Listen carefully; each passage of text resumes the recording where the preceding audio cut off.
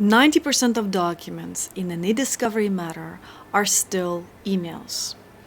That means that emails need to be identified, preserved, collected, reviewed, and subsequently produced. This video is about different ways to catalog emails, which is archiving and journaling. Highly regulated industries, such as investment banking, default to email journaling, whereas most of the corporations typically use email backups. Email archiving is a backup typically on a schedule, let's say at 2 a.m. daily. It means that an employee's inbox, as it stands at 3 a.m., will be backed up on a tape with today's date. Here's the caveat to archiving. If I receive a compromising email at 2 p.m. and I immediately delete it from my inbox, I further go to my deleted items and clear it from there, I effectively erased the compromising email from my inbox. Unless the corporate setup is such that double deleted emails are not backed up for a certain period of time, when the daily email archiving runs at 3 a.m., the compromising email will not be on the backup tape.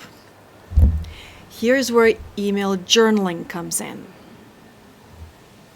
Journaling has the ability to record all communication, whether telephone conversations, voicemail, and of course, emails. It can further be targeted to a specific department or employees with a specific job title. And most importantly, it can be defined for only outgoing messages or all incoming emails. And of course, it could be for absolutely all emails in a corporation. Journaling can help an organization respond to legal, regulatory, or organizational compliance requirements. A corporation that typically uses email archiving can use email journaling for a specific purpose for a specified period of time. Let's review this example.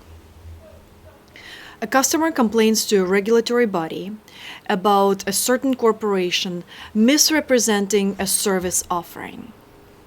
A regulator approaches a company's ambassador to discuss the plan. A corporate ambassador could propose the following schedule or scenario. Given that the issue identified by the customer comes from the marketing department, a corporation that typically uses email archiving can turn on email journaling for all client-facing employees of the marketing department for, let's say, 90 days. Then a delegate of the ambassador, typically a manager or a director, in this case of the marketing department, will review and analyze some or all of the client-facing communication, at which point the director will provide his analysis to the ambassador. And subsequently, ambassador provides a formal report to the regulator describing the situation. The idea of this plan is to avoid litigation, arbitration, or any type of dispute that would require wider scope of preservation and more in-depth collection. If you have a unique situation that is not too serious, but it can get serious, reach out to Wesdin. Let's brainstorm together on what can be done to respond to a regulatory inquiry and avoid a costly litigation.